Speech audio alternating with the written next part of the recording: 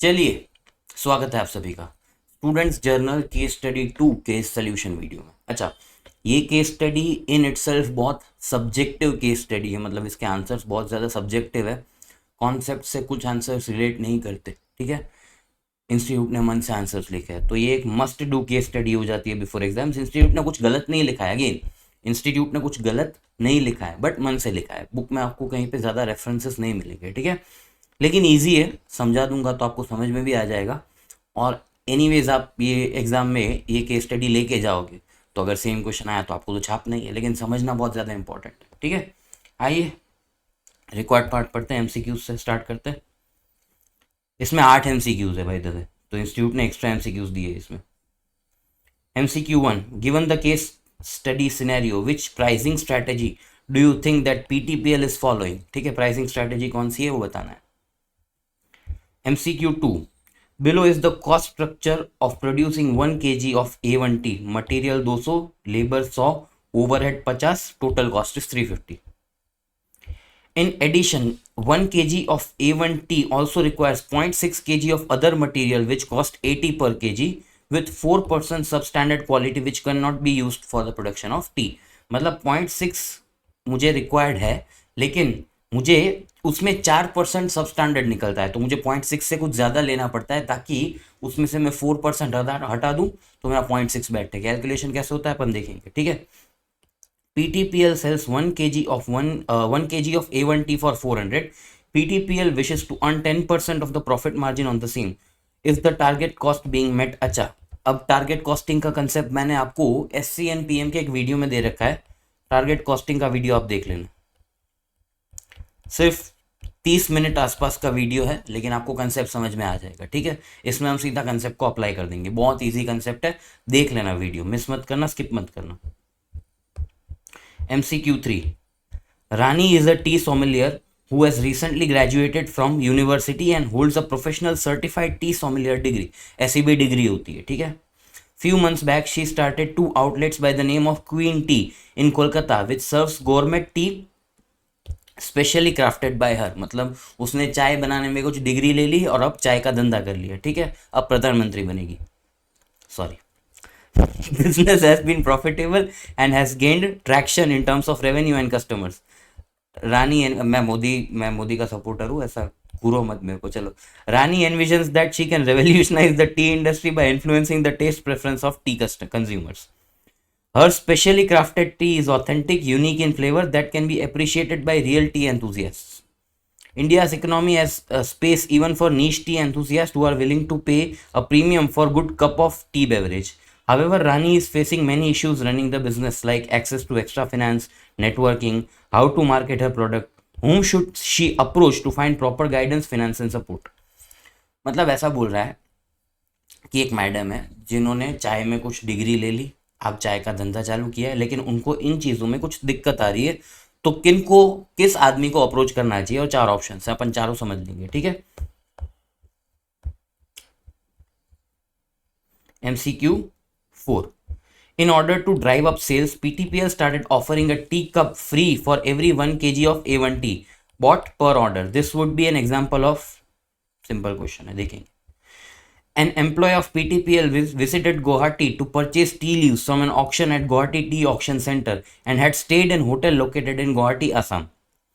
At the time of checkout, the invoice was issued for an amount equivalent to 1 lakh. The hotel issued invoice in the name of PTPL and GST was charged at the rate of 14%. CGST and SGST on total invoice of 1 lakh. Out of such amount, the amount recoverable from employee was 50,000. Whether ITC is available on the GST paid by PTPL on the invoice amounting to 1 lakh to the hotel located in Guwahati, Assam for stay of the employee. If yes, indicate amount. ठीक है, GST का question है। PTPL entered into a contract with Nayan Distributors Siliguri for supply of 1 ton of A1T. It sent the said consignment to the distributor and paid the loading and unloading charges of 20,000. Which of the following statement is correct? GST का question. PTPL recently came across a new export opportunity involving export of tea to country N via rupee state credit route. ये नया term है, समझेंगे। However, the person who will execute the trade is based out of the country N and it would charge a commission of 20%. The CFO informed that the CEO that we cannot enter this trade as the remittance of commission on the repeat state credit route is not allowed. Considering the legal position of the execution of the trade through payment of commission on export under rupee state credit route, comment on the correctness of advice of CFO on such remittance of commission in the lines of FEMA 1999. देखते हैं. MCQ 8. The management of PTPL has developed a strong internal control in its accounting system in such a way that the work of one person is reviewed by another. Since no individual employee is allowed to handle a task alone from the beginning to the end, ये segregation of duties audit में पढ़ते हो आप लोग. The chances of early detection of fraud and error is high. मतलब अगर segregation of duties मैंने अच्छे से किया होगा तो fraud या error detect करने का जो opportunity है वो बढ़ जाएगा. To facilitate the accumulation of the information necessary for the proper review and evaluation of internal controls, PTPL's auditor framed an internal control questionnaire to obtain understanding of the internal financial control relevant to the audit in order to design audit procedures that are appropriate. ये chapter 4 में आप audit में आपको internal audit questionnaire करके एक word आएगा मिलेगा. Which of the following question relates to procurement of tea leaves? Easy question है. एक बात समझो, जो MCQs है, जो भी MCQs है वो केस स्टडी से रिलेटेड इन लोगों ने बनाया ही नहीं है. एमसीक्यू में पूरा अलग सिनेरियो दिया है और उसके हिसाब से आपको आंसर करना है. तो MCQs are not relating to the case study in this particular case study. ठीक है. और जो डिस्क्रिप्टिव है वो पूरा पूरा केस स्टडी से रिलेटेड बनाया है इन लोगों ने. सिनेरियो वन मतलब डिस्क्रिप्टिव वन लिख देना.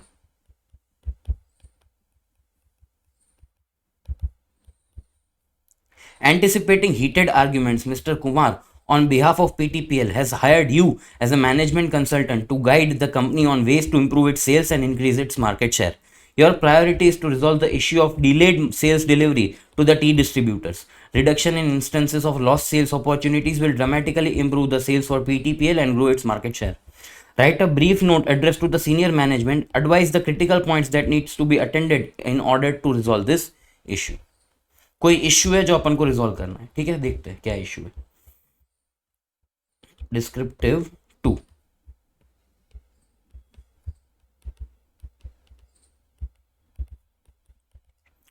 PTPL extends a net 30-day credit to its distributors. मतलब हमारा जो कस्टमर है वो टी डिस्ट्रीब्यूटर्स है. The 30-day credit period begins from the time of dispatch of goods from PTPL's warehouse. Invoices are generated and posted to the distributors. मतलब letter post करता है. On an average, it takes 3 days after dispatch to generate the invoice and further 3 days to post and reach to the distributor. मतलब dispatch हो गया, उसके 3 दिन बाद invoice generate होता है और उसके 3 दिन बाद वो डिस्ट्रीब्यूटर तक पहुंचता है. 3 दिन बाद इनवॉइस जनरेट होता है और 3 दिन बाद वो डिस्ट्रीब्यूटर के पास पहुंचता है. ठीक है, मतलब टोटल 30 में से 6 दिन तो सिर्फ लैग में निकल गए. 30 दिन का क्रेडिट पीरियड है तो 6 दिन बाद तो इनवॉइस उसको मिल रही है. किसको? मेरे कस्टमर को. तो totally the distributor gets the invoice 6 days after the dispatch, जो मैंने बोला. There have also been instances of invoice being misplaced or not being received at all. In such cases, the PTPL resends the invoice, which again requires few more days. ठीक है. Only 30% of the accounts receivable is collected within 30 days. On an average, the accounts receivable collection period is 50 days. मतलब 30 दिन का credit term है लेकिन on an average 50 दिन लग जाते हैं. PTPL does not charge any interest for this delay since it wants to maintain good relation with the distributors. Bad debt account to 10% of accounts receivable. Required. You have been requested to advise ways to reduce the collection period from current average of 50 to 30 days without creating an acrimony with the distributors. अच्छा, ये कोई भी concept आपको SCNPM में ज़्यादा नहीं देखने को मिलेगा कि हम क्रेडिट पीरियड को कैसे रिड्यूस कर सकते हैं. तो ये सब्जेक्टिव आंसर है, आपको देखना पड़ेगा कि इंस्टीट्यूट इसमें क्या क्या पॉइंट्स आपको दे रहा है. डिस्क्रिप्टिव 3.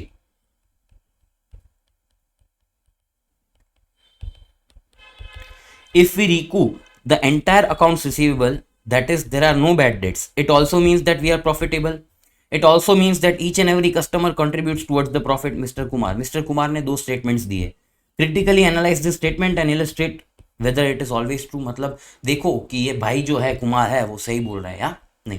ठीक है, सब्जेक्टिव केस स्टडी है, देखनी पड़ेगी, समझनी पड़ेगी और एग्जाम में आए तो इंस्टीट्यूट के आंसर के साथ अपन को अपना आंसर मैच भी करना पड़ेगा, जो आप कर लोगे बिकॉज हम छापने वाले. एग्जाम में आप ये लेके जा सकते हो. ठीक है, रिक्वायर्ड पार्ट पढ़ लो फिर we will move to this. ठीक है, Prime Tea Private Limited was established in 1938, headquartered in Kolkata. The company is privately owned by Tribhuvandas family members who have been in the tea business for past 3 generations. Mr. Bhushan Tribhuvandas started out as a broker in the Siliguri Auction Center. In due course, he started tea blending and packaging company PTPL in Kolkata. मतलब वो पहले auction में T broker थे, then he started his company of processing the tea. Tea leaves are blended and packed at its production facilities and sold further to the tea distributors. Tea distributors in turn sell the packages to other small wholesalers or large retail outlets. Retail chains across India stock tea packages blended by BTPL. मतलब मेरा जो processing unit है उससे जाता है distributors के पास, ठीक है. In smaller cities and towns where there is no proper presence of proper distributors, PTPL has local sales agents that it hires on contract to sell tea and small grocery stores and other local shops. मतलब जहाँ पे मेरा distributor का mechanism नहीं है, मैं छोटे छोटे एजेंट्स अपॉइंट करता हूँ या छोटे छोटे शॉप्स में खुद सेल कर देता हूँ. नहीं, खुद सेल नहीं करता, जो मेरे एजेंट है वो ग्रोसरी शॉप में सेल करते हैं. Sorry, sells tea to small grocery stores and other local shops. Goods are sent to these local agents on consignment. Consignment आपको पता है कि बिका तो ठीक, नहीं तो वापस भेज देना. तो जो स्मॉल एजेंट्स है उनको कंसाइनमेंट बेसिस पे जाता है. इसका कोई क्वेश्चन नहीं दिखा अपन को, इसलिए ज्यादा एम्फोसिस नहीं दे रहे. Tea packages have long shelf life and can be stored up to a year if stored under appropriate conditions. PTPL commands a moderate 8% market share in terms of sales in the Indian market. मतलब बहुत बड़ा company नहीं है, 8% share है मेरा. PTPL has been profitable business for the most of its years of its existence. The past many years have been significant inflationary trends in the economy. Like many other tea companies, PTPL too has been enduring the increase in tea leaf price. मेरा input क्या होता है T processing में? T leaf. अच्छा, उसके भाव बढ़ रहे हैं, which is the primary raw material. To combat reducing profit margins due to inflation, it has concocted to a uniform blend that it sells under the brand name A1T. देखो, standardisation जहां पे भी आता है, स्टैंडर्डाइजेशन वहां पे cost reduce हो जाती है. क्यों? मैं एक ही टाइप का रॉ मटेरियल बना रहा हूँ, मैं एक ही टाइप का प्रोडक्ट बना रहा हूँ, तो मेरा जो मटेरियल है वो एक ही टाइप का आ रहा है, तो मेरा एक टाइप का एक लेवल पे लर्निंग कर्व लग जाता है, मेरी प्रोसेस स्ट्रीमलाइन हो जाती है, जिससे जो मेरा कॉस्ट पर यूनिट है वो विद स्केल कम आता है स्टैंडर्डाइजेशन से. तो इन लोगों ने क्या किया? यूनिफॉर्म ब्लेंड बना दिए. मतलब एक ही प्रोडक्ट बेच रहे हैं, A1T, स्टैंडर्डाइज कर दिया पूरा प्रोसेस, जिससे जो मेरा कॉस्ट पर यूनिट है वो कम आए. The blend is prepared by mixing a few popular T flavours into one. मतलब उनका एक स्टैंडर्ड ब्लेंड है, वही यूज करते हैं और एक ही प्रोडक्ट बनाते हैं. This concoction was done with the help of expert tea sommelier a decade back. PTPL has used the same composition over last many years. The tea that PTPL prepares under A1T is one of the black tea variety, which is most popular tea variety consumed in India. मतलब मैंने standardisation कर दिया और एक ही product अभी मैं बेच रहा हूँ, जिससे मेरा कॉस्ट पर यूनिट कम आ रहा है. क्यों? मेरा रॉ मटेरियल का प्राइस बढ़ रहा है, तो मुझे उसको कहीं ना कहीं ऑफसेट तो करना पड़ेगा ना. The Indian market place is crowded with many T companies like PTPL. मतलब मेरा कोई स्पेशल स्टेटस नहीं है मार्केट में. इससे पहले की जो केस स्टडी थी उसमें मेरा एक स्पेशल स्टेटस था मार्केट में. यहाँ पे मैं one of the market players हूँ. मतलब मेरे ऊपर मार्केट फोर्सेस बहुत ज्यादा हैवी है. In retail outlets and grocery stores shelves stocking tea beverage have many brands stocked together. मतलब आप देखोगे स्टोर्स में बहुत सारी टी ब्रांड्स, टाटा, वाघ बकरी, वाह ताज, सब एक साथ होती है, और कस्टमर ज्यादातर इंडिफरेंट होते हैं कि भाई ये नहीं तो ये दे दे, है ना. तो retail outlets and grocery stores shelf stocking tea beverage have many brand stocked together. मतलब मेरी जो टी है उसके साथ बहुत सारी टी साथ में स्टॉक होती है, मेरा कोई स्पेशल स्टेटस नहीं है. There is nothing much to differentiate PTPL's A1T brand from the rest. Brands have to fight to gain visibility among customers, and this is done using attractive packaging, increasing advertisement cost, etc. Hence, customers are more price sensitive rather than conscious about the quality of tea. अगर वाघ बकरी का price बढ़ जाता है, मैं Tata T पे shift कर लूंगा, ठीक है, बिकॉज एज सच मुझे कोई फर्क नहीं पड़ता, मैं कोई भी चाय पी रहा हूँ. चाय मिलनी चाहिए सुबह सुबह, नहीं तो दिमाग खराब होता है. Today in 2023, the total Indian tea market is estimated to be 34,400 crore, with the branded business constituting approximately 74% of the total market value. The global tea market is estimated to be 45 to 50 billion US dollars with the main demand coming from the tea black T segment, ठीक है। ये numbers इससे पहले की case study में भी इन लोगों ने आपको दिए थे। Demand in other segments like green tea, fruit, herbal, decaf, speciality among other is also picking up. Despite optimistic prospects, the management of PTPL observes stagnation in tea sales rather than growth। मतलब देखो, मेरी जो growth नहीं हो रही market में, ठीक है, ग्रोथ प्रोस्पेक्ट मार्केट में, चाय बेवरेज मार्केट में, टी मार्केट का प्रोस्पेक्ट है, लेकिन मेरा सेल्स मुझे ग्रो होता हुआ नहीं दिख रहा है। उसका कारण क्या है, वो आगे आ रहा है। Currently, PTPL supplies teas to 300 distributors across India. An investigation into this revealed that many of the distributors are also distributors of competitors। मतलब वही बात है कि मेरा कोई स्पेशल स्टेटस नहीं है मार्केट में।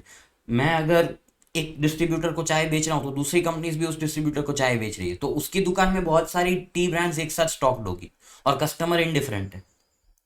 The investigation further revealed that in the past 3 years, many times PTPL has delayed the delivery of orders to these distributors.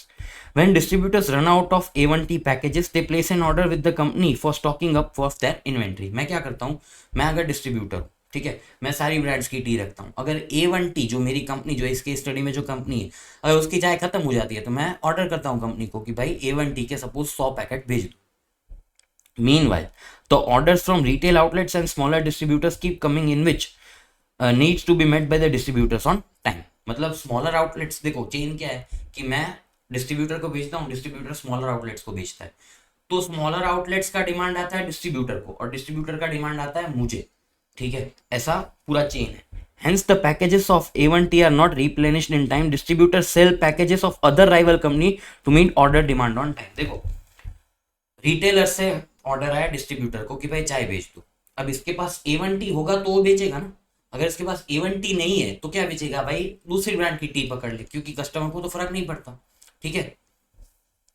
The retail outlets and smaller distributors who are customers of the distributors are largely indifferent to the brand of tea। As mentioned in the paragraph above, this is because there is nothing much to differentiate A1T from others। A further investigation for the reason for delays in meeting restocking request of the distributor was undertaken। देखो अभी तक क्या story है, मेरा sales कम हो रहा है, sales कम हो रहा है, क्यों? बिकॉज मैं कंपनी हूं, मेरा एक डिस्ट्रीब्यूटर है और मेरा एक रिटेलर है। रिटेलर इसको ऑर्डर करता है, ये मुझे ऑर्डर करता है और मैं इसको टाइम पे डिलीवर नहीं कर पा रहा, इसलिए ये इसको दूसरी ब्रांड बेच देता है, ठीक है। कोई ब्रांड वैल्यू है? नहीं है, ब्रांड वैल्यू नहीं है और प्राइस सेंसिटिविटी है मार्केट में। The delayed sales delivery is costing the company in form of lost opportunity of sales। क्योंकि वो दूसरे ब्रांड की टी बेच दे रहा है तो मेरा सेल्स नहीं हो रहा। The study of this problem reveals that PTPL has been following just-in-time production in its production facilities। just-in-time का थोड़ा आइडिया आपको होगा कि just-in-time स्टार्ट कहाँ से होता है, कस्टमर से। कस्टमर ऑर्डर देगा तो प्रोडक्शन होगा, तो प्रोक्योरमेंट होगा या परचेज होगा, ठीक है। बाकी यहाँ पे इन्वेंट्री लेवल्स मिनिमम होंगे, इन्वेंट्री लेवल्स मिनिमम होंगे, जिससे मेरा इन्वेंट्री होल्डिंग कॉस्ट कम रहता है, ठीक है। तो जस्ट इन टाइम इंप्लीमेंट करने का मेन रीजन है इन्वेंट्री होल्डिंग कॉस्ट को कम करना। This was implemented around 3 years back by the production manager who wanted a lean production system. Lean मतलब जिसका कॉस्ट बहुत कम है, लीन प्रोडक्शन सिस्टम मतलब सब कुछ स्ट्रीमलाइंड हो और मेरा जो कॉस्ट ऑफ प्रोडक्शन है वो मिनिमम है। Accordingly, the tea blending process happens only when the distributor places an order for tea packages with PTPL। Distributor कौन है? मेरा प्राइमरी कस्टमर। अगर वो ऑर्डर देता है तो ही प्रोडक्शन होता है, किसका? टी का। A typical order size would be 50,000 packages a month from each distributor। In a month that at least 200 distributors places order with PTPL। मतलब अगर डिस्ट्रीब्यूटर ऑर्डर करेगा तो प्रोडक्शन होगा, बाकी प्रोडक्शन नहीं होगा। बात समझ में आई? The raw material is in form of tea leaves is stocked in advance by buying tea from various auctions। देखो टी लीव्स है वो एक एग्रीकल्चरल प्रोड्यूस है। अब मैं जब बोलूंगा कि भाई डिस्ट्रीब्यूटर ने ऑर्डर दिया, प्रोसेसिंग करना है तो अब होगा, तो ऐसा तो नहीं हो सकता। एग्रीकल्चरल प्रोड्यूस का एक सीजन होता है उगने का, ठीक है, तो उसका मुझे स्टॉक करना पड़ता है। लेकिन प्रोसेसिंग में जस्ट इन टाइम कर सकता हूँ, वो तो मशीन ऑन करना है। लेकिन खेती मशीन से नहीं होती कि भाई किया और उग गई 5 मिनट में, ऐसा तो नहीं हो सकता, तो उसका स्टॉक करना पड़ता है। Since A1T is a blend of popular tea flavors, it requires a mix of tea leaves providing those different flavors। मतलब मुझे 4-5 टी लीव्स को ब्लेंड करके A1T का एक पैकेट बनता है मेरा, It was found that these different types of tea leaves had different growing, cultivation cycle and were grown in different plantations spread across India, obviously.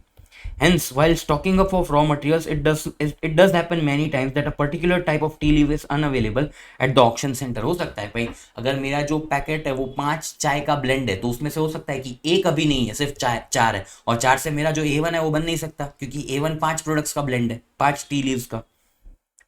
In such cases, the tea leaf has to be sourced from some other auction center or sometimes directly from the plantation. These delays increase the lead time for procurement of tea leaves. अब एक था नहीं तो उसको source करना, उसको खरीदना, उसको लाना, उसमें टाइम लगता है, तो डिले और बढ़ जाता है.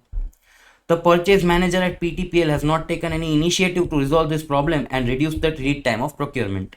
Hence, because of the entire raw material of the required varieties of tea leaves are always not readily available, it has many times happened that there have been delays in the production of the blended tea. भाई raw material था ही नहीं तो production हुआ नहीं. देखो, raw material था नहीं, customer का, डिस्ट्रीब्यूटर का ऑर्डर आ चुका है, तो प्रोडक्शन सिस्टम इनिशिएट करने के लिए प्रोडक्शन मैनेजर तैयार है, लेकिन रॉ मटेरियल है ही नहीं तो डिले होता है. बात समझ में आ रही है स्टोरी पूरी? Since the production is JIT system based, PTPL does not have buffer stock of blended tea. Just in time में बफर स्टॉक का कोई कॉन्सेप्ट नहीं होता फिनिश प्रोडक्ट का. जब कस्टमर का ऑर्डर आता है तभी मैं बनाता हूँ, ठीक है. इन्वेंट्री मुझे रिड्यूस करनी होती है, from which it could try to meet the order requirements at least partially. Order आ चुका है, मेरे पास फिनिश प्रोडक्ट का भी बफर स्टॉक नहीं है कि मैं कुछ तो भी भेज पाऊँ, मेरे पास स्टॉक है ही नहीं फिनिश गुड्स का. रॉ मटेरियल अभी सोर्स हो रहा है, प्रोडक्शन हो नहीं रहा. This is the primary reason for delays in the sales delivery, which has resulted in the distributor preferring to sell the rival tea brands. ये प्रॉब्लम था, ये प्रॉब्लम अपन वापस समझेंगे, फिर इसका सॉल्यूशन करेंगे. Mister Kumar, son of Bhushan Tribhuvan Das, is the CEO of PTPL. Last month, he called the senior management of the company to understand the reason for stagnating sales. This month, there has been a follow-up meeting where the finding of investigation detailed above were presented to him. On presentation of the findings, the argument ensued between the sales, production and the procurement manager defending their department and function. देखो, मैंने last case study में divisional transfer pricing में departmentalisation का एक concept बताया था कि हर एक डिपार्टमेंट इंडिपेंडेंट होता है, ठीक है. तो अगर मेरे डिपार्टमेंट पे एलिगेशन आएगा तो मैं अपने डिपार्टमेंट को डिफेंड करने की कोशिश करूंगा. अगर मैं सेल्स डिपार्टमेंट हूँ, मेरे ऊपर एलिगेशन आया तो मैं सेल्स डिपार्टमेंट को डिफेंड करने की कोशिश करूंगा और प्रोक्योरमेंट पे सारा इल्जाम शिफ्ट करने की कोशिश करूंगा, ठीक है. तो भाई इन्वेस्टिगेशन हुआ, अब सीईओ के उधर 3 मैनेजर बैठे हैं, प्रोडक्शन, सेल्स और प्रोक्योरमेंट, ठीक है. अब उन तीनों के बीच में बहस हो रही है कि भाई कौन सही कौन गलत. सैली द सेल्स मैनेजर, वो क्या बोल रहा है? I am facing brunt of this problem. It is already very difficult to sell the A1 tea as it does not enjoy very high visibility, due to which end user customer is indifferent to the brand and its quality. देखो, brand value तो तुम्हारी है नहीं, सबसे पहले वो बोल रहा है. Distributors also do not get any additional incentive to sell the A1 tea since the profit margin they derive is just the same from every other brand. अपन कोई इंसेंटिव भी उनको नहीं दे रहे और उनके पास कोई और दूसरा इंसेंटिव नहीं है A1 को बेचने का. While I am trying my best to promote and sell our tea, I am not given sufficient support from PAM, from our production department. मुझे प्रोडक्शन डिपार्टमेंट सपोर्ट नहीं कर रहा. Others too need to do their job well in order to sustain the sales. It is not that at least इतना मैं expect नहीं कर सकता. Is that not at least I can expect, वो ऐसा बोल रहा है. इतना तो एक्सपेक्ट कर ही सकता हूँ ना कि भाई मुझे प्रोडक्शन डिपार्टमेंट सपोर्ट करे. अब प्रोडक्शन डिपार्टमेंट वाला चढ़ गया, वो क्या बोल रहा है?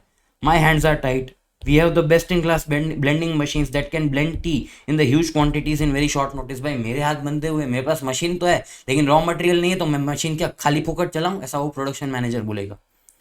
The short turnaround time from sales delivery was considered while implementing JIT production system 3 years back. This is the reason why we had these high performance machine installed in the first place. अरे मुझे जो sales का turnaround time कम करना था, इसलिए तो मैंने JIT लगाया. I just need a phone call from the Sally, मतलब जो मेरा सेल्स मैनेजर है, and my machines are ready to do the job. My department cannot be blamed for delays if the requisite raw material is not available. देखो, मुझे तो एक phone आएगा sales department से, मैं बना दूंगा, लेकिन बनाने के लिए रॉ मटेरियल चाहिए, वो है नहीं. Procurement is Sam's responsibility, she should be made accountable for this. Sales वाला बोल रहा है कि प्रोडक्शन वाला काम नहीं कर रहा, प्रोडक्शन वाला बोल रहा है प्रोक्योरमेंट वाला काम नहीं कर रहा. अब प्रोक्योरमेंट वाले का आर्ग्यूमेंट सुनना. Sam the procurement manager, it is unfair to lay the entire blame on me. I have no information about what the production is going on during the month. मतलब कोऑर्डिनेशन नहीं. I need at least 1 month advance notice, if not more, to ensure that the raw material supply is uninterrupted. भाई तुम मुझे बताओ कि भाई मुझे इतना रॉ मटेरियल एडवांस में चाहिए तो ही मैं कर पाऊंगा। तुम ऑर्डर आता है जब, तब तुम बोलते हो रॉ मटेरियल लाओ। अब रॉ मटेरियल ऐसा जेब में थोड़ी लेके घूमता है, ऐसा ही सैम बोल रहा है हिंदी में कि भाई रॉ मटेरियल इतना इजी नहीं है सोर्स करना, ये एग्रीकल्चरल प्रोड्यूस है। तुम सेल्स ऑर्डर आता है तब जागते हो कि चलो अब मुझे रॉ मटेरियल दो, ऐसा थोड़ी होता है। तुम मुझे एडवांस में बताओ कि मुझे मटेरियल चाहिए तो मैं सोर्सिंग में टाइम लेके अच्छे से सोर्स कर पाऊंगा। ये प्रोक्योरमेंट मैनेजर बोल रहा है। Perhaps my colleagues have forgotten that tea leaves are agricultural produce that cannot be grown on the drop of a hat. I need some time to get the variety of leaves from different auction locations across India to our storage facility here in our plant. अब तुम जब order आएगा तब जागोगे, तो agricultural produce ऐसे थोड़ी ऐसे उगता है। प्रोक्योरमेंट मैनेजर की बात सही है कि तुम मुझे एडवांस में बताओ तो मैं थोड़ा रॉ मटेरियल का स्टॉक अप करके रखूं। Certain varieties are available only for few seasons, hence procuring them during off seasons is very difficult. While jet production system may work fine for blending, jet production system is impossible for tea leaves. Obviously, वो तो agricultural produce है. I need advance notice of raw material requirements. Without this information, I cannot ensure the supply. तुम मुझे बताओ, पहले से बता के रखो कि भाई इतना चाहिए तो मैं uninterrupted raw material आपको दे पाऊंगा। बाकी कैसे होगा? मिस्टर कुमार सेज, मतलब जो सीईओ बोल रहा है, right from my father's day all department had complete understanding of each others requirements. हमारे जमाने में ऐसा बोल रहे हैं। We have never felt the need to have information systems in our place. All that was required was a phone call between managers of the business to be done. Of course, over the year we have grown in scale. However, this has led to gaps in passing information. How can we resolve? ठीक है, तीनों की argument सुन के अब mister Kumar ऐसा बैठा है कि भाई अब करेंगे क्या, और अब हमें आंसर्स देने। अब इसमें ना डिस्क्रिप्टिव पोर्शन अपन पहले सॉल्व करेंगे। क्यों?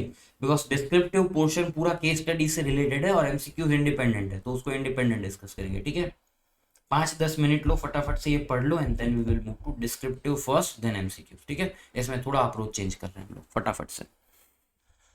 चलिए आ जाइए डिस्क्रिप्टिव पे आते हैं, लेकिन डिस्क्रिप्टिव से पहले एक बार वापस से प्रॉब्लम को समझने की कोशिश करते हैं। प्रॉब्लम है क्या?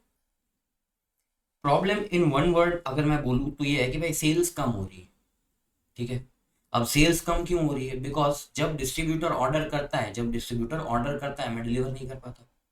ठीक है, ये मेरा मेन प्रॉब्लम। अब इसको मुझे 3 पार्ट्स में बाइफरकेट करना पड़ेगा प्रॉब्लम को। 3 पार्ट्स कौन से? प्रोडक्शन, परचेज या प्रोक्योरमेंट जो बोल लो, और सेल्स। प्रोडक्शन क्या है? जस्ट इन टाइम है। प्रोडक्शन जस्ट इन टाइम है। ठीक है, अब जस्ट इन टाइम प्रोडक्शन है तो प्रोडक्शन एज सच कम होगा, जितना ऑर्डर है उतना ही प्रोडक्शन होगा। और दूसरा, कोई इन्वेंट्री का बफर स्टॉक नहीं होगा, किसका? फिनिश गुड्स का। दूसरा, परचेज में क्या प्रॉब्लम है कि भाई जो टी लीव्स है उसमें कुछ वेराइटीज की शॉर्टेज रहती है। क्यों? वो सीजनल इन नेचर है। और दूसरी जो एज सच चाय का प्रोडक्शन होता है वो सीजनल होता है। मैं ऐसे करके चाय नहीं बना सकता, टी लीव्स नहीं उगा सकता। वैसे चाय तो ऐसे ही बनती है, पर टी लीव्स नहीं उगा सकता। और सेल्स वाले का क्या प्रॉब्लम है? सेल्स वाला ये बोल रहा है तो सारी तुम्हारी ब्रांड वैल्यू है। ठीक है, तो मैं डिक्टेट नहीं कर पाता अपनी टर्म्स, क्योंकि ब्रांड वैल्यू है नहीं, इजीली रिप्लेसेबल है। और दूसरा, जब वो ऑर्डर भी करता है डिस्ट्रीब्यूटर, तब मैं उसको डिलीवर नहीं कर पाता क्योंकि प्रोडक्शन है नहीं। तो ये एक पूरा लिंक्ड प्रॉब्लम। ठीक है, अब हमें क्या करना है? इस प्रॉब्लम के को सॉल्व करना है। क्वेश्चन 1 क्या पूछा है कि एक ऐसा नोट बनाओ सीनियर मैनेजमेंट को प्रेजेंट करने के लिए कि जिससे ये प्रॉब्लम सॉल्व हो जाए। ठीक है, तो भाई चैनल क्या है? डिस्ट्रीब्यूटर ऑर्डर करता है किसको? सेल्स वाले को। सेल्स वाला किसको बोलता है? कि प्रोडक्शन वाले को, कि भाई प्रोडक्शन वाले तू इतना प्रोडक्शन कर, इतना मेरा ऑर्डर है। और प्रोडक्शन वाला किसको रिक्वेस्ट करता है? प्रोक्योरमेंट वाले को, कि इतना रॉ मटेरियल मुझे प्रोवाइड कर। तो फिर यहां से मेरा रॉ मटेरियल फ्लो होगा और फिर यहाँ पे प्रोडक्शन होके फिनिश गुड्स जाएगा डिस्ट्रीब्यूटर के पास। लेकिन प्रॉब्लम यहीं पे आ जाती है कि रॉ मटेरियल जब मांगते हैं उतना अवेलेबल नहीं होता। ठीक है, अब इस प्रॉब्लम को सॉल्व कैसे करेंगे?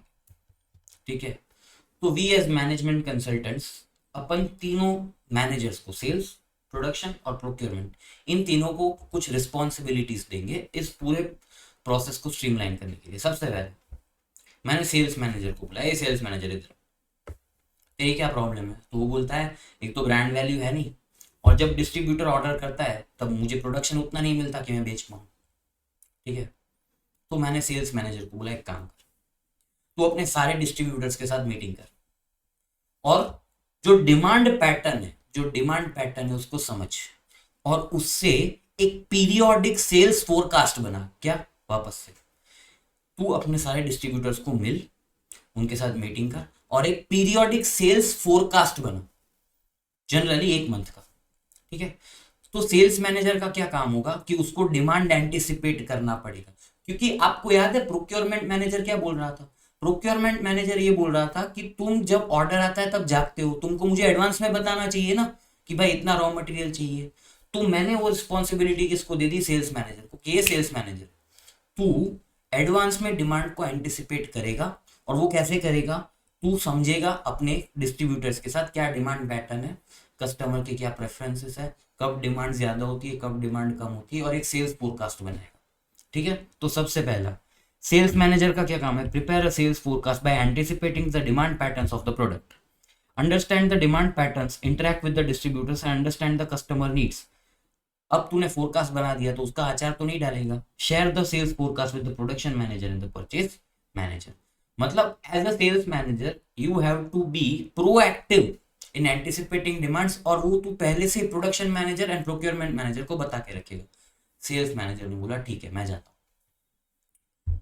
Production manager, honestly production manager की तो बेचारे की कुछ गलती है ही नहीं। ठीक है, वो तो एक बटन पे प्रोडक्शन करने को तैयार है, उसके पास तो जस्ट इन टाइम है। ठीक है, तो प्रोडक्शन मैनेजर को बोला कि तेरे पास फोरकास्ट आया सेल्स का। प्रोडक्शन बोला ठीक है आ जाएगा मेरे पास फोरकास्ट। तू और प्रोक्योरमेंट मैनेजर उस फोरकास्ट को डिस्कस करना कि भाई कैसे प्रोडक्शन करना है, कौन कौन से रॉ मटेरियल लगेंगे वगैरह। ठीक है, तेरा रिस्पॉन्सिबिलिटी बहुत सिंपल है, क्योंकि तू एज सच केपेबल है कि एक बार में ही तू एक बटन पे प्रोडक्शन कर सकता है। लेकिन प्रोडक्शन मैनेजर से मैंने एक और क्वेश्चन पूछा कि प्रोडक्शन मैनेजर तू कितना प्रोडक्शन करता है, कितना प्रोडक्शन करता है? तो प्रोडक्शन मैनेजर बोला जितना सेल्स का ऑर्डर आता है वो। तो मैंने प्रोडक्शन मैनेजर को बोला एक काम कर, तू मेकिंग टू स्टॉक कर instead of making to order. मतलब प्रोडक्शन मैनेजर को ये बोला कि प्रोडक्शन मैनेजर तू और सेल्स मैनेजर एक ऐसा इन्वेंट्री लेवल डिटरमाइन करो, एक ऐसा इन्वेंट्री लेवल डिटरमाइन करो, एक ऐसा बफर स्टॉक डिटरमाइन करो जो हमेशा कंपनी के पास होना चाहिए। प्रोडक्शन मैनेजर बोला ठीक है, और तू इस प्रोडक्शन लेवल तक का प्रोडक्शन करेगा। मतलब जब ये लेवल, मैंने सपोज 1000 का लेवल डिटरमाइन किया, ये जब 999 हो, ये जब 999 हो तब तू एक पैकेट बना के इसको 1000 कर देना। मतलब at any point of time making to stock, मेरा स्टॉक लेवल है वो 1000 रहना चाहिए। मतलब सिंपल सिंपल, तू जब ऑर्डर आए तब मत जाग, तू जब ऑर्डर आए तब मत जाग, तू जब बफर स्टॉक खत्म हो जाए तब जाग। तू जब ऑर्डर आए तब मत जाग, मैं किसको बोल रहा हूँ? प्रोडक्शन मैनेजर को, कि तू जब ऑर्डर आए तब मत जाग प्रोडक्शन करने के लिए, तू जब वो इन्वेंट्री लेवल एक लेवल से कम हो जाए तब जाग, ताकि वो एक लेवल का इन्वेंट्री में हमेशा मेंटेन करूं।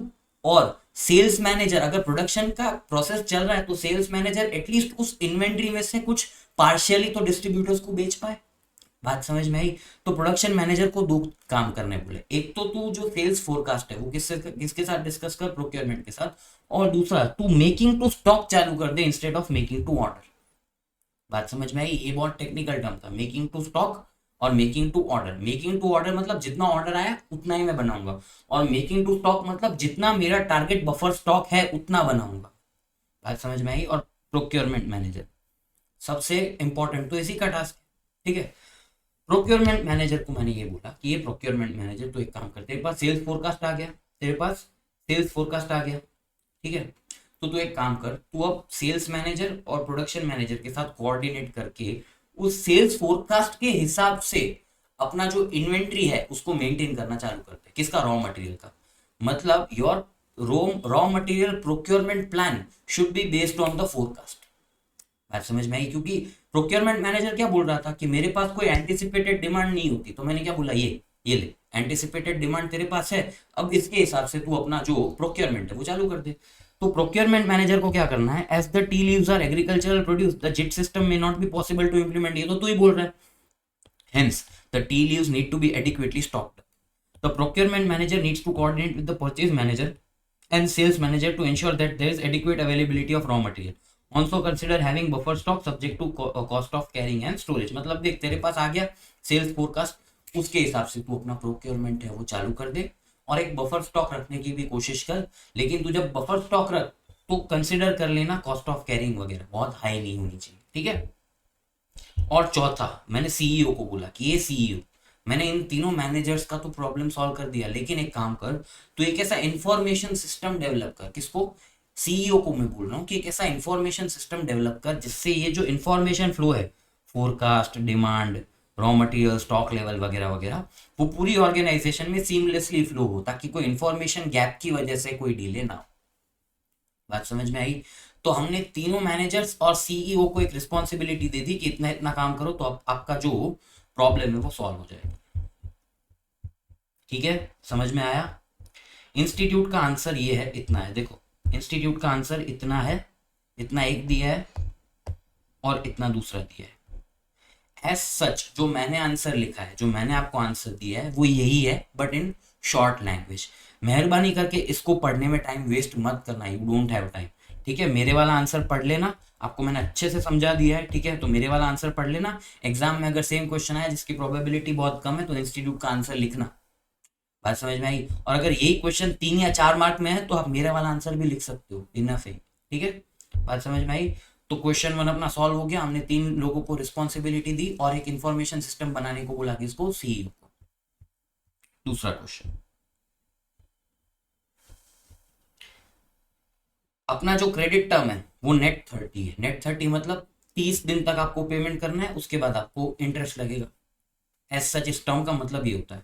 लेकिन प्रॉब्लम क्या है, PTPL extends net 30-day credit to its distributors. The 30-day credit periods begin from the time of dispatch of goods from PTPL's warehouse. Invoices are generated and posted to the distributors. मतलब 3 दिन मैं लगाता हूँ invoice बनाने में, 3 दिन में वो पहुंचता है किसके पास, डिस्ट्रीब्यूटर के पास, तो उसको 6 दिन तो ऐसे ही वेस्ट हो जाते हैं। और फिर 30% of account receivable is collected with in 30 days और बाकी के ऑलमोस्ट 50 days में रिकवर होता है। और मेरा डिस्ट्रीब्यूटर मेरे पास से चला ना जाए, इसलिए मैं इंटरेस्ट भी नहीं ले पाता। तो ऐसा क्या करूं जिससे मेरा जो कलेक्शन पीरियड है वो 50 से 30 हो जाए। ऐसा क्या करूं, ऐसे कौन से स्टेप्स बताऊं, तो स्टेप्स बताते हैं चलो। इसमें भी इंस्टीट्यूट का लंबा चौड़ा आंसर है, मैं उसको शॉर्ट एंड स्वीट कर दिया है, ठीक है। आज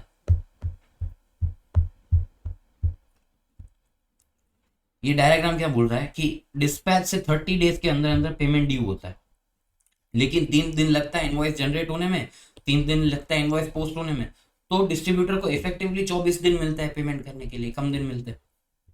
करना क्या है, सबसे पहले मैंने पीटीपीएल को बोला कि एक काम कर, तू 30 दिन का क्रेडिट पीरियड दे रहा है, तूने इंडस्ट्री से चेक किया कि 30 दिन है, कम है, ज्यादा है, बिकॉज डिस्ट्रीब्यूटर कुछ भी करके 50 दिन में ही पे कर रहे हैं। तो एक काम करना, इंडस्ट्री में क्या चल रहा है वो देख, revisit the credit period and compare with the industry standards. अगर इंडस्ट्री में 30 दिन से ज्यादा पीरियड दे रहा है तो तू क्यों 30 दिन का दे रहा है, ज्यादा दे। If industry credit period is more than 30 days, adjust the credit period पे 30 दिन का ना दे, 50 दिन का दे। डिस्ट्रीब्यूटर वैसे ही इंडस्ट्री के स्टैंडर्ड के हिसाब से अगर पे कर रहा है जो 30 दिन से ज्यादा है, तो तुम भी उसको 30 दिन का नहीं, ज्यादा क्रेडिट पीरियड दो। और अगर इंडस्ट्री में तो 30 दिन से भी कम है, इंडस्ट्री में 30 दिन से भी कम है, तो क्या कर, तो अपने डिस्ट्रीब्यूटर से बात कर कि भाई क्या प्रॉब्लम है, क्यों तुम मुझे पेमेंट टाइम पे नहीं दे रहे हो। Negotiate with the distributors and emphasise to make payment within 30 days। You can tell the distributor कि भाई मैं तो तुझे 30 दिन दे रहा हूँ, इंडस्ट्री तो 30 दिन से भी कम दे रही है, सपोज 20 दिन दे रही है, तो तू क्यों मुझे 50-50 दिन में पेमेंट करता है, भाई तू जल्दी मुझे पेमेंट किया कर। दूसरा, offer discount on early settlement. एक काम कर, तू मुझे 50 दिन में पे करता है ना, एक काम कर, तू मुझे 10 दिन में पे कर, तू मुझे 10 दिन में पे कर, आई गिव यू 1% डिस्काउंट, ठीक है। और अगर तू फिर मुझे 20 दिन में पे करेगा तो तुझे कोई डिस्काउंट नहीं मिलेगा, और 30 दिन के बाद मैं तेरे से इंटरेस्ट लूंगा। Offer discount on early settlement, ठीक है। अब इस क्रेडिट पीरियड को 1%, सॉरी 1/10 नेट 30 भी बोलते हैं, मतलब 1% डिस्काउंट। अगर तूने 10 दिन में पेमेंट किया, 10 से 30 में कोई डिस्काउंट नहीं और 30 के बाद इंटरेस्ट, ठीक है। ये टर्म इंस्टीट्यूट ने यूज की है इसलिए मैं कर रहा हूं, लेकिन एज सच इसका मतलब ये होता है, तो मैंने मतलब लिखा है बिकॉज मुझे शॉर्ट एंड सिंपल करना था। Automate the invoicing process so that the distributors get more effective days. भाई ये तुम फालतू 6 दिन ले रहे हो, उससे अच्छा डिस्पैच के टाइम पे इनवॉइस जनरेट करके इसको मेल कर दो, तो उसको पता चले कि मुझे 30 दिन में कितना पे करना है। Why are you taking 6 days फालतू के? ऐसा। Perform distributor wise credit analysis and extend credit only to credit worthy distributors, मतलब तुम भी देखो कि भाई अगर कोई डिस्ट्रीब्यूटर क्रेडिट वर्दी है ही नहीं तो उसको फिर क्रेडिट मत दो। Provide multiple channels of payment to distributors, भाई उन लोगों को बैंकिंग दो, यूपीआई दे दो, नेट बैंकिंग दे दो, ये दो, कैश दे दो, ठीक है। तो उनको मल्टीपल चैनल्स दे दो जिससे वो लोग किसी भी चैनल से आपको पेमेंट कर पाए।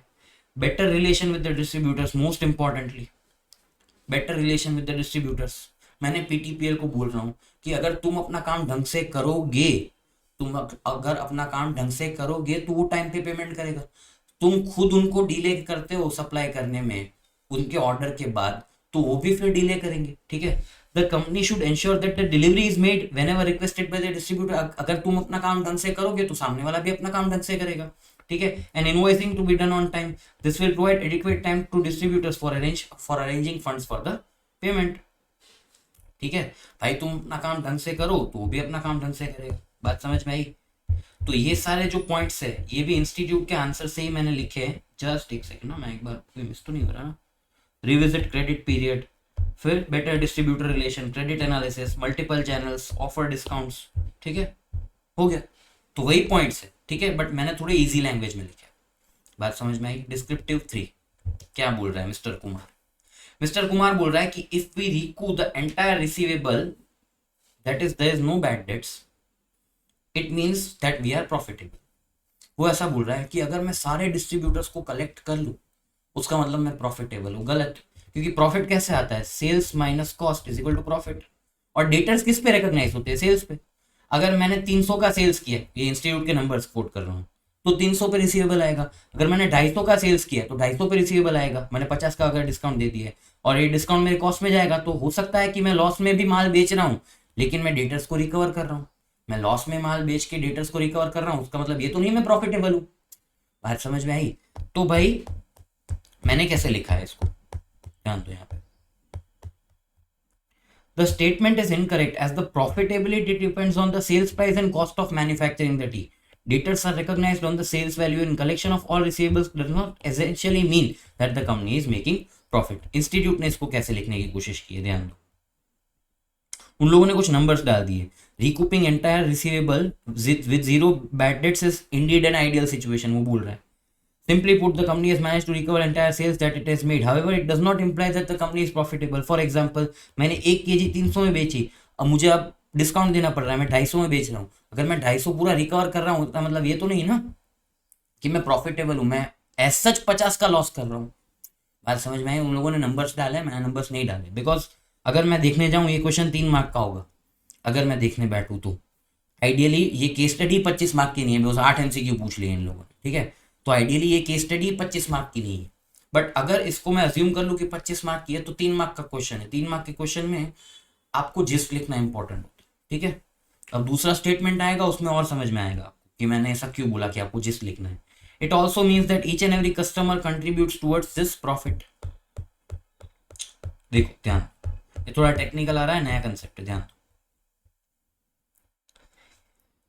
दूसरा स्टेटमेंट क्या बोला कि अगर मैंने सारे बैड डेट्स को रिकवर कर लिया, ठीक है, मतलब मैं प्रॉफिटेबल हूँ।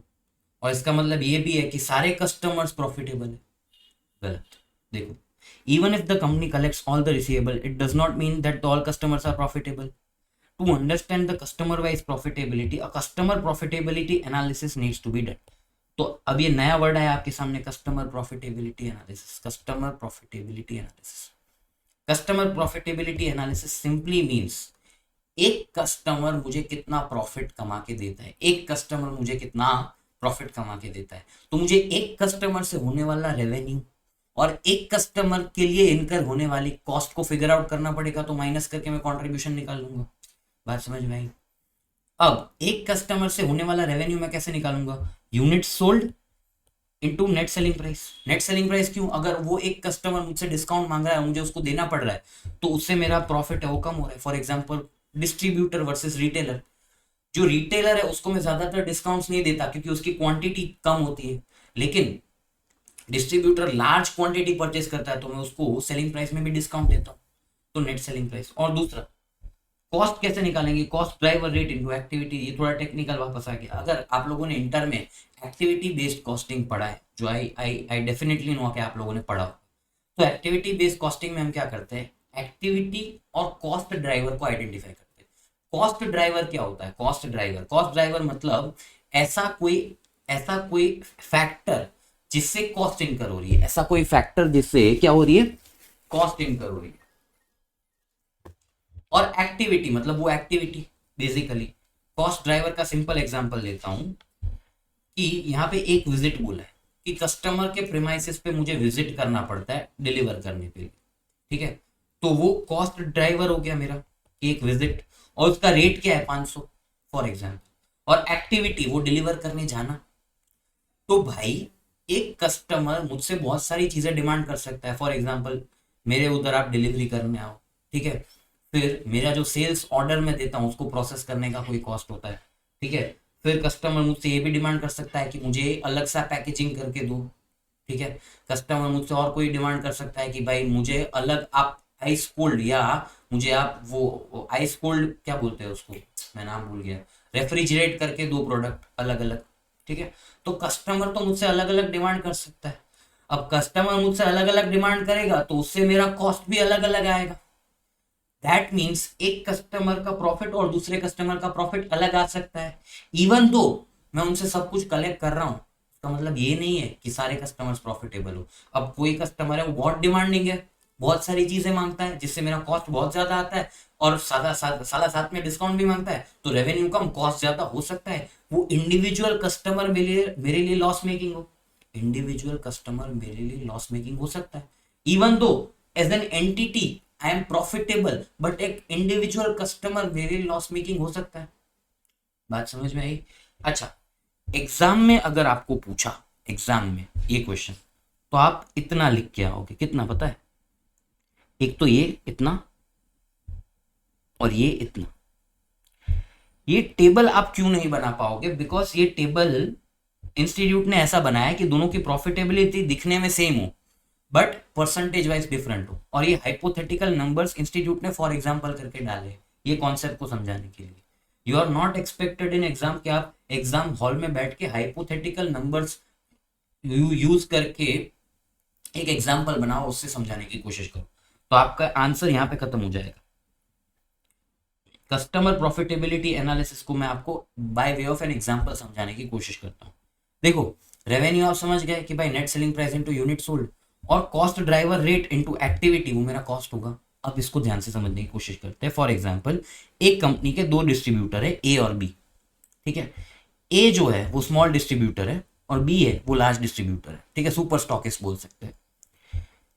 10,000 का सेल्स हुआ, 5,000 का सीओजीएस, तो मेरा कंट्रीब्यूशन कितना है 5,000। लेकिन छोटा डिस्ट्रीब्यूटर है, उसको मुझे उसके उधर एक बार विजिट करना पड़ता है, एक बार, ठीक है, और मेरा एक विजिट का खर्चा 500 रुपए होता है, तो ये कॉस्ट आ गया, ये लेस हो जाएगा। लेकिन जो बड़ा डिस्ट्रीब्यूटर है उसके उधर मुझे 10 बार विजिट करना पड़ता है, तो 500 into 10।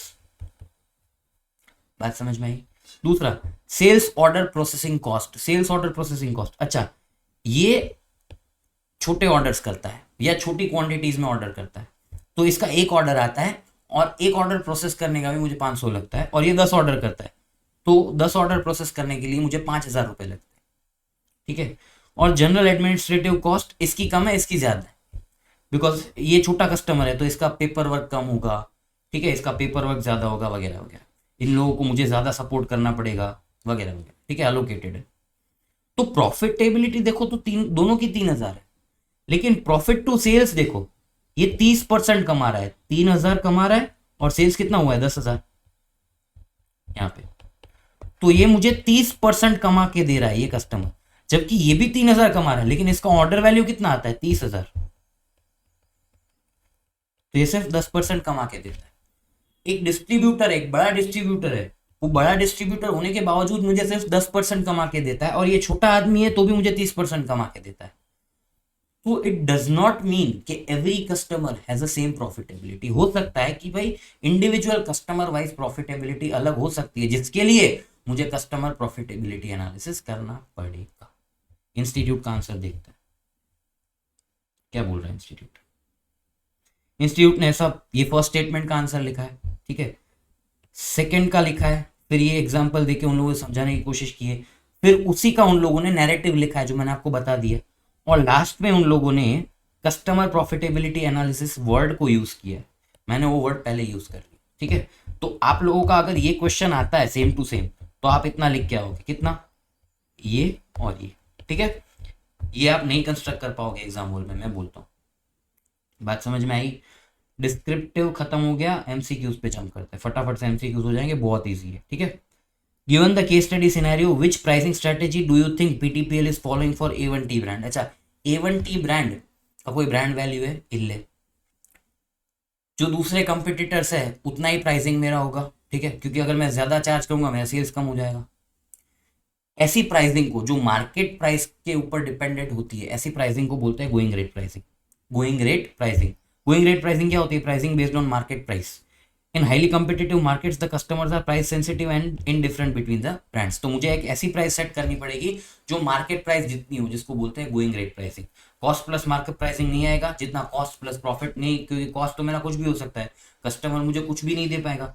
Target rate of return भी नहीं आएगा, टारगेट कॉस्टिंग भी नहीं आएगा, परसीव्ड वैल्यू प्राइसिंग भी नहीं आएगा, ठीक है।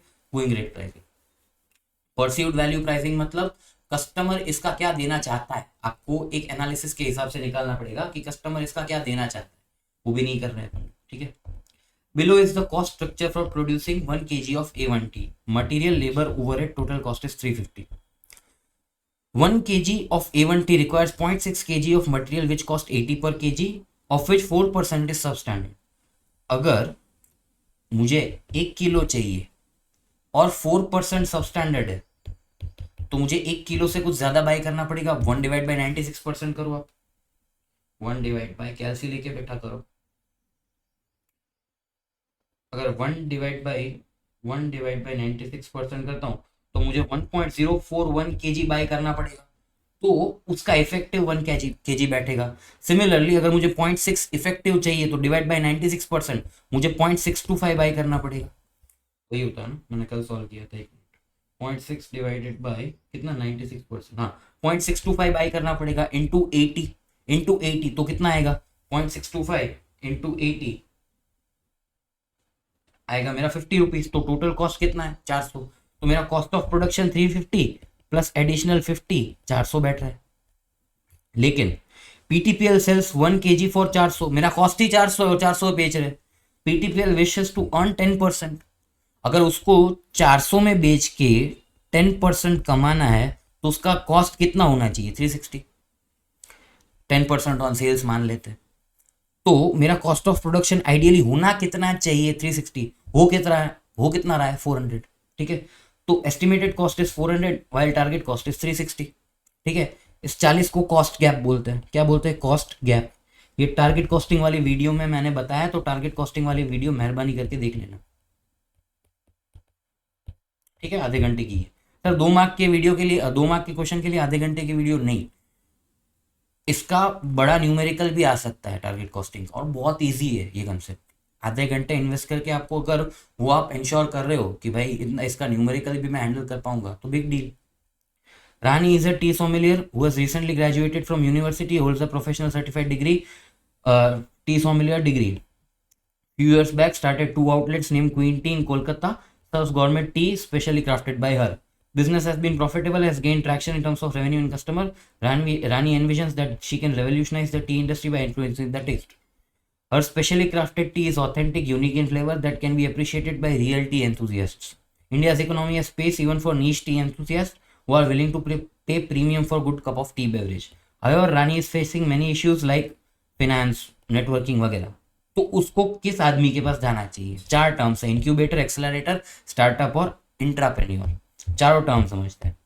इंक्यूबेटर किसको बोलते हैं? Incubator support entrepreneurs in developing the business specially during initial stages. मतलब मेरे पास आइडिया है, मेरे पास ना प्रोडक्ट है, ना पैसा है, ना कुछ है, मेरे पास सिर्फ आइडिया है, तो मैं एक इंक्यूबेटर के पास जाऊंगा कि भाई ये आइडिया है, तू मुझे पैसा दे और तू मुझे सपोर्ट कर, ठीक है। अब ये मैडम का बिजनेस चालू तो हो गया, तो इंक्यूबेटर के पास जाके कोई मतलब नहीं है। क्यों? बिजनेस चालू तो हो गया। अगर मेरा बिजनेस चालू ही नहीं हुआ तो इसके पास जाऊंगा, बिजनेस चालू हो गया तो फिर इसके पास नहीं जाऊंगा, तो इंक्यूबेटर नहीं आएगा। एक्सेलरेटर कौन होता है? Mentor based programme to provide guidance, support and limited funding. मतलब मेरे पास बिजनेस है, मेरा बिजनेस स्टार्ट हो गया है, मेरा बिजनेस परफॉर्म भी कर रहा है, लेकिन मुझे मेंटरशिप चाहिए और थोड़ा बहुत मेंटरशिप चाहिए, पैसा चाहिए, ताकि मैं इस बिजनेस को एक्सेलरेट कर पाऊँ, तो एक्सेलरेटर। ठीक है, स्टार्टअप मतलब कोई कंपनी इनिशियल स्टेज, स्टार्टअप के पास जाके क्या करूंगा, मैं खुद एक स्टार्टअप हूँ, ये मैडम का। और इंट्राप्रेन्योर मतलब employ of a company who has task to develop innovative product. Intrapreneur मेरा कोई एम्प्लॉय नहीं है, मैं खुद एक बिजनेस चला रहा हूँ।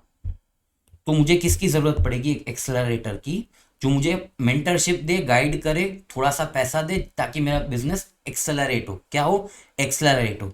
तो एक्सेलरेटर है। लेकिन चारों टर्म्स क्यों समझे? नया एमसीक्यू आया जिसमें कोई और आंसर हुआ तो चारों टर्म समझनी पड़ेगी। बात समझ में आई? Okay sir.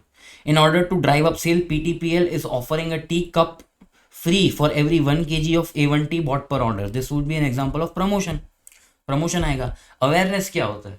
जब मेरा प्रोडक्ट मार्केट में एस्टैब्लिश नहीं हुआ, मार्केट में एस्टैब्लिश नहीं हुआ, और मैं उन लोगों को फ्री में यूज करने को देता हूँ कि ये यूज करो, आपको अगर अच्छा लगे तो इसके पैसे देना, तो वो अवेयरनेस के लिए होगा।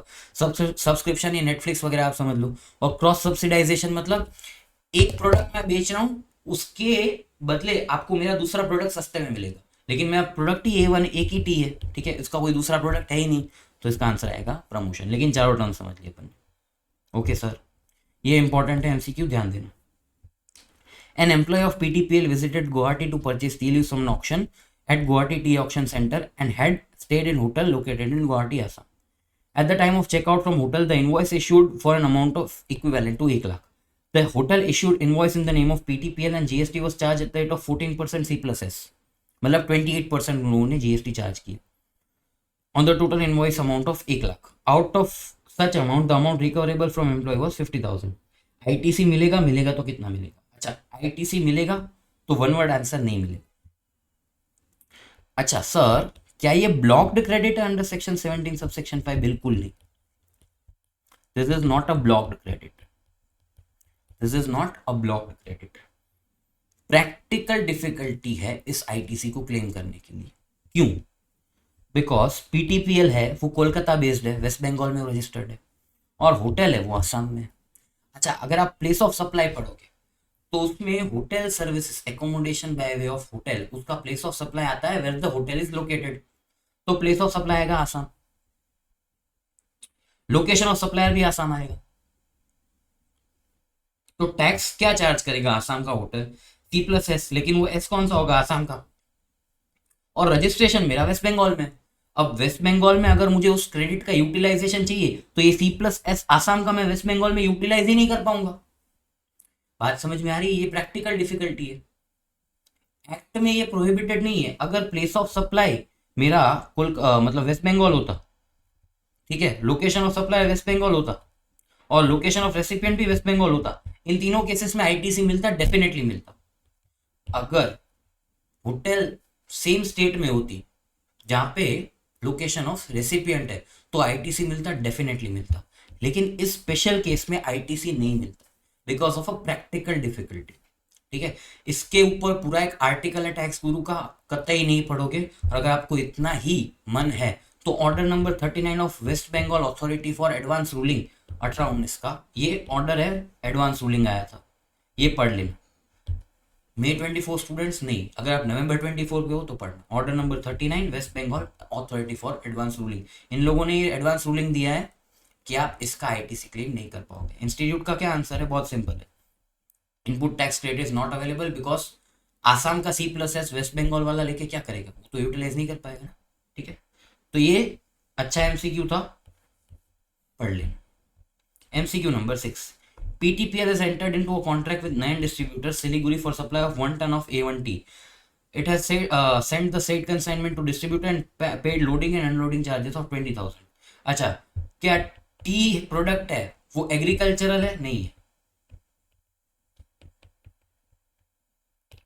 टी लीव्स होते तो एग्रीकल्चरल प्रोडक्शन में आता। एग्रीकल्चरल प्रोडक्शन में टी प्रोसेस्ड टी है, ये मेरी क्या है? प्रोसेस्ड टी है, तो एग्रीकल्चरल प्रोड्यूस है? नहीं। तो जीएसटी में इसका एग्जेम्पशन मिलेगा? नहीं मिलेगा। लोडिंग एंड अनलोडिंग का एग्जेम्पशन मिलेगा? नहीं मिलेगा। A1 tea is not an agricultural produce, loading and unloading are liable to GST. Agricultural नहीं है तो दोनों ऑप्शन कट गए, एग्जेम्प्ट नहीं है तो ये भी कट गया। बात समझ में आई? एग्जेम्पशन का डायरेक्ट क्वेश्चन है। एमसीक्यूज मैंने बोला था सब unrelated to what case study है, नए एमसीक्यूज है सर। एमसीक्यू 7 पे भी ध्यान देना। PTPL recently came across a new export opportunity involving the export of tea to country N via rupee state credit route. However, the person who will execute the trade is based out of country N, who would charge 20% commission. The CFO informed the CEO that they cannot enter this trade as the remittance of commission on the rupee state credit route is not allowed. Considering the legal position, बताओ कि भाई CFO सही बोल रहा है। अच्छा, रूपी state credit root क्या है? सबसे पहले आंसर दे देता हूँ। फेमा में करंट अकाउंट ट्रांजैक्शंस, फेमा मैं आपको बता रहा हूं कि मेरे लॉ के इंडेक्स से आपको कैसे मिलेगा। फेमा में जाना, करंट अकाउंट ट्रांजैक्शंस में जाना, उसमें शेड्यूल 1 में जाना, आपको ये मिलेगा, ये पेज। Transactions on which withdrawal of foreign exchange is prohibited, payment on of commission on export under rupee state credit route except commission up to 10% of invoice value on exports of tea and tobacco. Tea and tobacco मतलब rupee state credit root के अंदर कोई भी commission देना, रूपी state credit root के अंदर मैंने एक्सपोर्ट किया, ठीक है, अब मुझे उस एक्सपोर्ट के रिलेटेड कमीशन देना है तो मैं नहीं दे पाऊंगा, except commission up to 10% of invoice value, मतलब 10% ऑफ इनवॉइस वैल्यू तक का मैं कमीशन दे सकता हूं अगर मैंने एक्सपोर्ट क्या किया है, टी एंड टोबैको। मतलब एज सच कमीशन पे करना अगर मैंने एक्सपोर्ट किया है रूपी स्टेट क्रेडिट रूट के अंदर, ठीक है, और कोई नॉर्मल एक्सपोर्ट है, टी एंड टोबैको नहीं है, तो कमीशन देना अलाउड है? नहीं, प्रोहिबिटेड। इन फॉरेन एक्सचेंज ऐसे दे सकते हो, फॉरेन एक्सचेंज में नहीं दे सकते फेमा के अंदर। अगर टी और टोबैको आपने अगर एक्सपोर्ट किया है तो 10% तक का कमीशन आप दे सकते हो, लेकिन ये रूपी स्टेट क्रेडिट रूट है क्या, ध्यान दो। बहुत शॉर्ट में बता रहा हूँ, मॉड्यूल में इसका कोई रेफरेंस नहीं है तो सुन के भूल जाना। कांग्रेस की गवर्नमेंट थी और हम लोगों ने रशिया से बहुत सारे डिफेंस इक्विपमेंट को इंपोर्ट किया था, डिफेंस इक्विपमेंट्स को, और we were indebted to Russia. ये कंट्री एन की जो बात हो रही है ना, कंट्री एन इज रशिया, ठीक है। अब रशिया को बहुत सारे डॉलर्स देने थे अपन को, क्यों? हम लोगों ने उनसे डिफेंस इक्विपमेंट को बाय किया था, ठीक है। अब अपने पास तो डॉलर्स थे नहीं, तो हम लोगों ने रशिया को पेमेंट किया रुपीज में। इंडिया, रशिया, डिफेंस इक्विपमेंट, और हमने उनको पेमेंट किया डॉलर्स में, नहीं सर रुपीज में किया, क्यों? अपने पास डॉलर्स थे नहीं। रशिया वाले ने डॉलर्स एक्सेप्ट क्यों किए, सॉरी रशिया वाले ने रुपीज एक्सेप्ट क्यों किए? बिकॉज ये जो डिफेंस इक्विपमेंट थे वो रशिया के स्क्रैप्ड डिफेंस इक्विपमेंट थे, ठीक है। तो अगर पेमेंट ना करते हम तो ये सारे डिफेंस इक्विपमेंट रशिया वापस ले लेता, तो रशिया के पास अपना स्क्रैप्ड माल वापस चला जाता। उससे अच्छा रशिया ने चुपचाप रुपीज ले ली और इन रुपीज को 15% डिस्काउंट पे बाहर बेच दिया। तो रशिया ने इसमें घाटा किया, लेकिन उसके जो स्क्रैप्ड मिलिट्री इक्विपमेंट्स थे वो चले गए, ठीक है। इसी अरेंजमेंट को सर बोलते हैं रूपी स्टेट क्रेडिट रूट, जहां पे ध्यान देना, जहां पे अगर आप इंडिया से रशिया में कुछ भी एक्सपोर्ट करते हो तो रशिया आपको पेमेंट रुपीज में कर रहा है, ना कि डॉलर्स में, बिकॉज आपने उनको रुपीज दे दिए तो वो आपको वापस फिर रुपीज ही दे रहे हैं।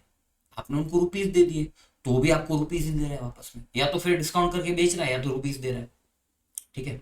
लेकिन ये जो मैंने एक्सपोर्ट किया उसका कोई बंदा बैठा था, फॉर एग्जांपल एजेंट ए। अब एजेंट को कमीशन पे करना पड़ेगा और वो तो मेरे से रुपीज लेगा नहीं, मेरा जो अरेंजमेंट है वो Russian government and Indian government के बीच में है। अब एजेंट ए तो मेरे से डॉलर ही मांगेगा, तो इसको तो कमीशन डॉलर में पे करना पड़ेगा। तो अगर एक्सपोर्ट है टी एंड टोबैको का तो इनको 10% ऑफ इनवॉइस वैल्यू तक यूएसडी में आप कमीशन पे कर सकते हो, ठीक है। अब एक फैक्ट की बात, ये रूपी स्टेट क्रेडिट रूट अब ज्यादा रेलेवेंट है नहीं, चलता नहीं, ठीक है, बिकॉज ये अरेंजमेंट 2000 के डिकेड में हुआ था, ठीक है। बस फेमा में है टर्म तो मैंने बता दी, और इंस्टीट्यूट ने क्वेश्चन ड्राफ्ट कर दिया तो हमने बता दी, ठीक है। आंसर बहुत सिंपल है, CFO is incorrect. Although commission can not be paid on export through rupee state credit route, however commission up to 10% of invoice value of export can be paid for tea and tobacco. Here still export of tea, still cannot export of the tea because commission is only commission of 10% is allowed, मतलब 20% commission नहीं पे कर सकते, 20% commission नहीं पे कर सकते, आपको 10% करना हो तो करना। रूपी स्टेट क्रेडिट रूट अगर आपको समझ में नहीं आया कोई बात नहीं, टर्म थी मैंने बता दी, ठीक है। MCQ 8, management of PTPL has developed a strong internal control in its accounting system in such a way that the work of one person is reviewed by another. Since no individual employee is allowed to handle a task alone from the beginning to end, the chances of early detection of fraud and error are high. To facilitate the accumulation of information necessary for the proper review and evaluation of internal controls, PTPL's auditor framed an ICQ, internal audit questionnaire, to obtain understanding of the internal financial control relevant to the audit in order to design the procedures that are appropriate. Which of the following questions relate to procurement of tea leaves? मतलब simple internal control questionnaire में आपने कुछ questions पूछे, उसमें से कौन से questions है जो टी लीव प्रोक्योरमेंट के लिए रेलेवेंट है, टी लीव प्रोक्योरमेंट के लिए। ध्यान, is there a procedure in place to match the tea leaves received with corresponding invoices? ये तो टी लीव प्रोक्योरमेंट से है, तो वन ऑप्शन राइट है। Is there a procedure for monitoring the broad customer preferences worldwide? ये tea leaf procurement से related नहीं है, तो 2 वाला ऑप्शन काट दो, इसमें 2 है ऑप्शन काट दो, ये ऑप्शन काट दो, तो बचे ये 2 ऑप्शंस, ठीक है।